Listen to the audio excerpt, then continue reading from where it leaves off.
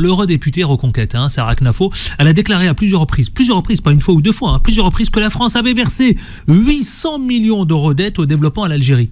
Alors, est-ce que c'est une fake news, mais fondé? énorme. Fake news, vous dites? Non, mais en fait, on est dans le monde du mensonge.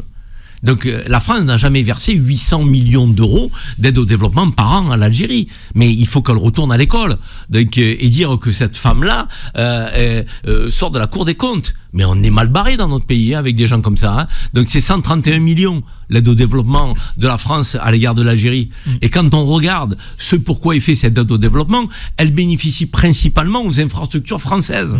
Donc à la fois en Algérie, l'Institut culturel français en Algérie, donc toutes les initiatives qui sont prises par la France en Algérie, elle bénéficie aux étudiants algériens qui viennent étudier en France.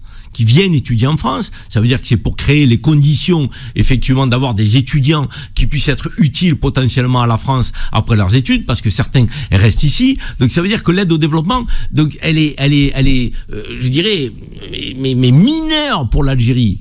Au sens réel du terme. Je crois que c'est 2 à 3 millions au final utilisés par l'Algérie et pour l'Algérie. Tout le reste, c'est une aide qui bénéficie aux institutions françaises, donc en lien avec l'Algérie. Non mais comment on peut mentir autant? Mais c'est énorme. Et ça passe comme une lettre à la poste. En fait, le drame, c'est qu'on peut dire tout et n'importe quoi dans notre pays, sur le plan politique. Il y a une forme de trumpisation. Tu sais, Trump, il sort des choses qui sont plus grosses que lui, et ça passe. Ben, en France, ils sont en train de le copier. Donc, Bruno Retailleau, Sarah Knafo, Éric Ciotti, Jordan Bardella, comme ils n'ont pas de fond, et ils sont pas sur le terrain de la vérité. Donc il faut courir donc des rumeurs, des fake news, et une rumeur, une fake news qui n'est pas aujourd'hui contredite, ça devient une vérité.